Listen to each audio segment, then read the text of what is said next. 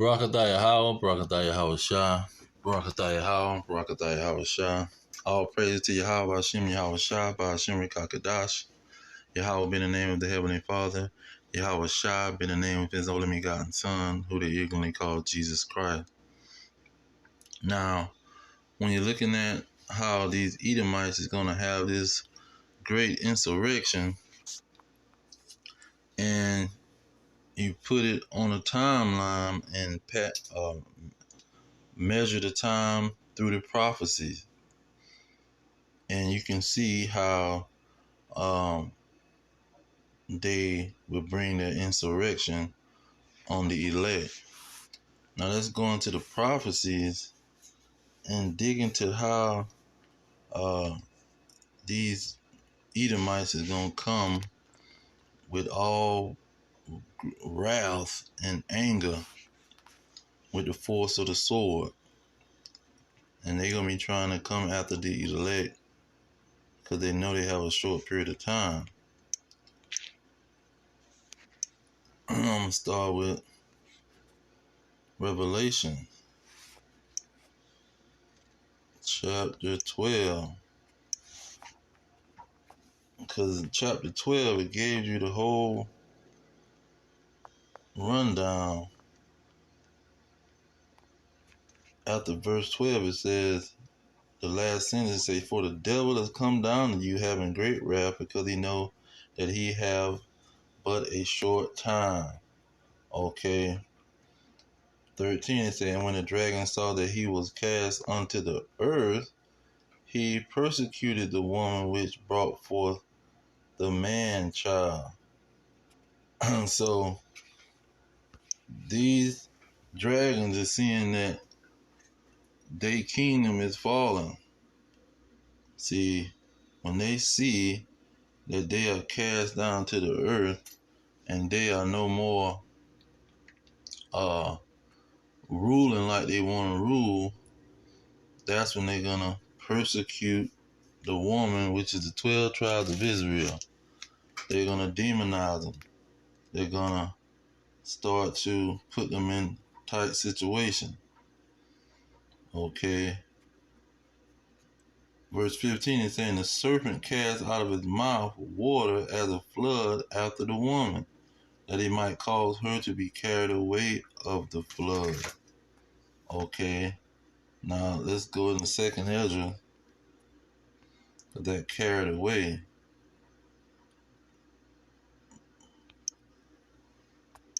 Well, second Ezra 1667. Well, 68, Salaki. They say, for behold, the burning wrath of a great multitude is kindled over you, and they shall take away certain of you. See, that carried away. And feed you, being idle with things offered unto idols. So it's going to be things that they offer to the elect. See, feed you with things offered. So they're going to try to give the elect, feed them things offered unto idols. They're not feeding them sin. They're not feeding them white women. See, they're not feeding them embargoes. They're going to be feeding the elect with something before they attack them. They're going to persecute them before they come in a full attack mode. Okay. Let's go back to Revelations 12. Okay. Okay, 15, it talked about that flood. It says 16, and the earth helped the woman, and the earth opened her mouth and swallowed up the flood, which the dragon cast out of his mouth. So the earth cast down to the earth. So that these Edomites, they're going to see that they are being cast down to the regular people, like the regular people. See, they're gonna be just like the average American and the average person, even though that's why it talks about the rich and the poor, the free and bond, all gonna have to go through this situation. Well, let's go ahead and get it. What is it? Verse 16 is saying he calls all, both small and great. See, the great man, he gonna be mad that he done got cast down to the earth. The rich man gonna be mad that he got cast down to the earth. The free man, they gonna be mad, see, that they got cast down to the earth. That's why when you go to Isaiah 13, it talks about, well, you know what? Let me get Isaiah 19 first, starting at verse 2. It said, and I will set the Egyptians against the Egyptians, and they will fight everyone against his brother, and everyone against his neighbor, city against city, and kingdom against kingdom. So in these cities, they're going to be going at it because they are like the regular men. See, they being persecuted like the regular men. They coming down to the earth on the level of these poor people, because this beast, the elites of this beast, is starting to lock things down because they trying to fight for survival, and they trying to have a full attack on the elect. So now the regular man don't have to go through the temptation that's really focused on the elect, or really that's meant for the elect. Let's go back to 13. Starting at verse, let's see here, 13. And say, therefore I will shake the heavens, and the earth shall remove out of her place in the wrath of the Lord of hosts, and in that day of his fierce anger it shall be as a chased roe, and as a sheep that no man taketh up. They shall every man turn to his own people, and flee everyone into his own land. That's how much chaos is going to be going on. See, because you're going to have these people fighting against this, pretty much the black horse, this total control, this slavery system that they're going to try to push on all people worldwide. And it's going to have a trickle down effect to the pretty much that's going to have everything going into chaos. Let me get it out of second Ezra to give some clarity on that situation. 22. It says, and suddenly shall the sown places appear unsown, and full storehouses shall suddenly be found empty. Because they gonna have certain places for you to go to get what they serving out or what they offering. See, and once they offer their situation to all the people, it's only gonna be a group, one set of people that's gonna reject it. That's the Israelites, the elect of the nation of Israel. See, they gonna reject it, and then these other people gonna realize what's going on, and they gonna fight against them too. But this is when all heck gonna break out, and you're gonna have these stores coming up empty. 23, it say, and the trumpet shall give a sound, which when every man heareth, they shall be suddenly afraid. 24, and at that time shall friends fight against another like enemies, and the earth shall stand in fear with those that dwell therein. See, it's going to be all hell breaking loose, because I'm going back to 16. Let's start at 69 and say, and they that consent unto them, consent what? Consent to the offer that this beast gonna give all people. See, all small and great.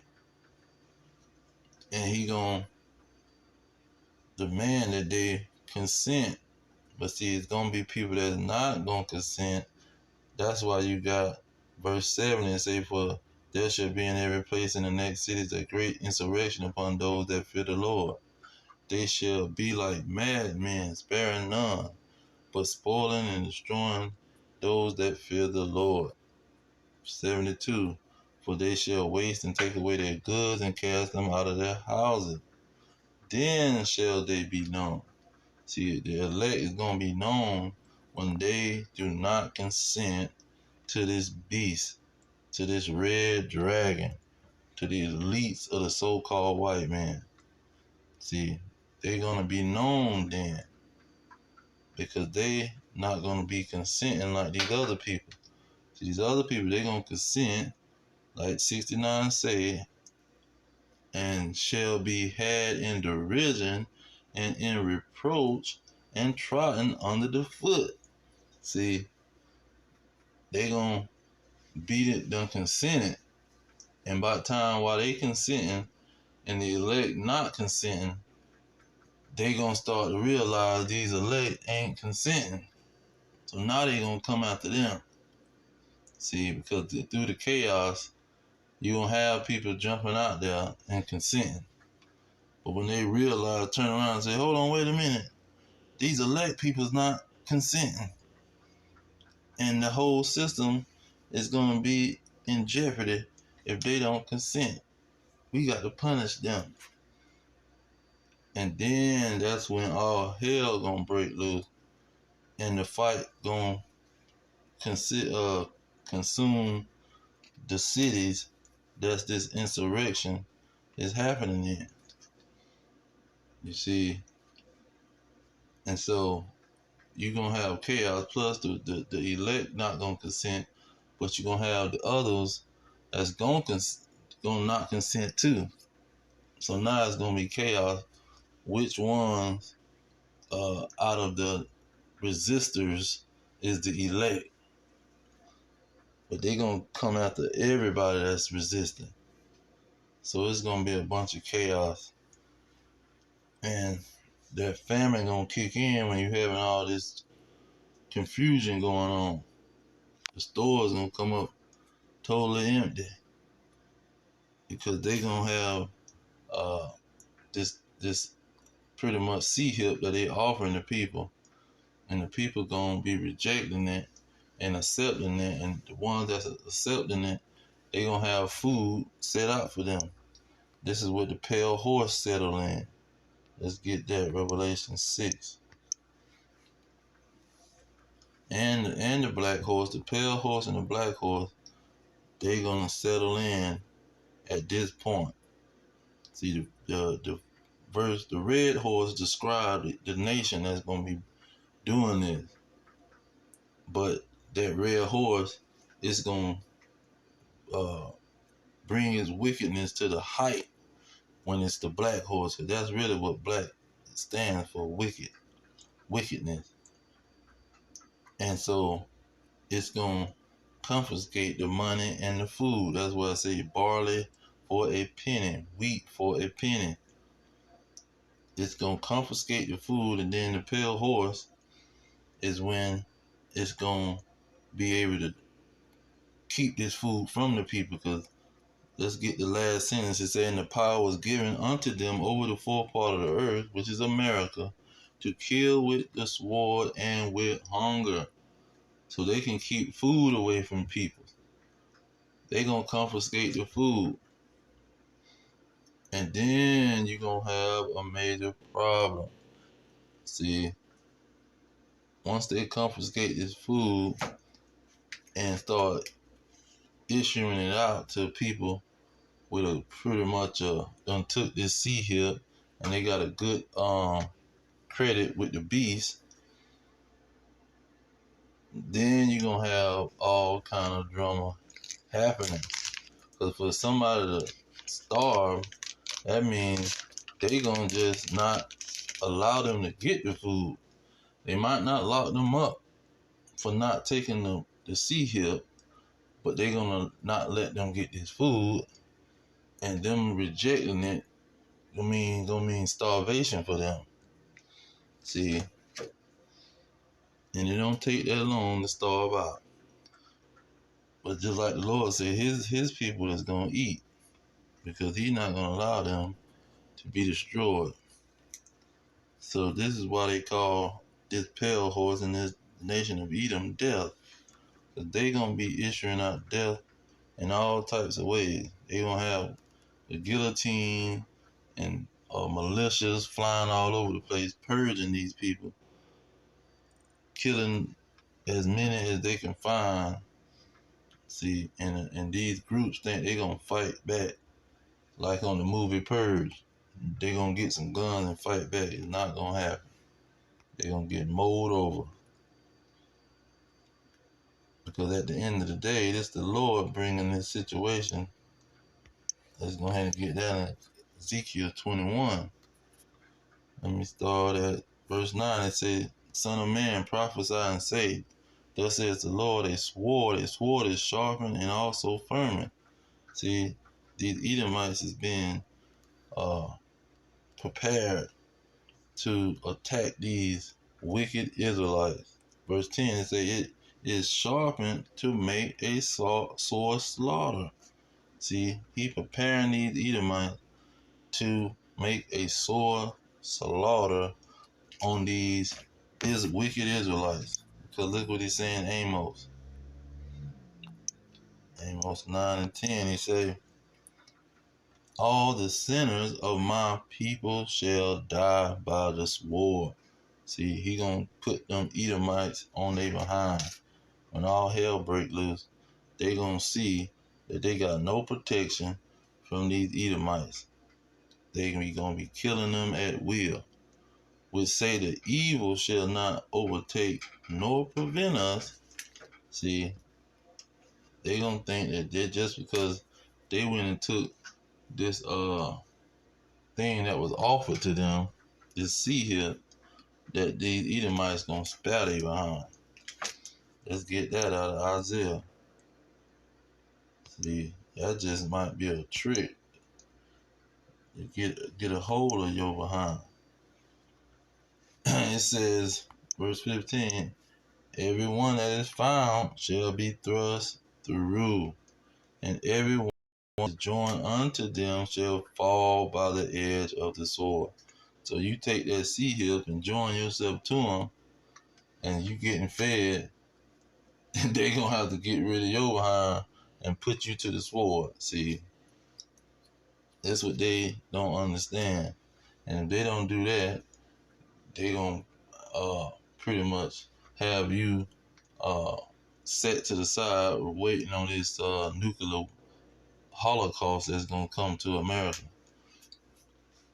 This great cookout that the Lord is preparing for these wicked individuals in America. And so the purge is going down, and these Edomites is gonna be mad men, sparing none, killing everything that they can put their hands on. That's why they call them death, and hell is gonna follow them. And I'm gonna leave it there. All praises to Yahweh, by Hashem Yahweh Shah, by Hashem Kakadash. The honor to the elders pushing the truth. Peace to the elect, the blacks, Hispanics, and Native Americans, descendants of slaves, scattered around the globe on slave ships and through many captivities. Our kingdom is at hand. Shalom.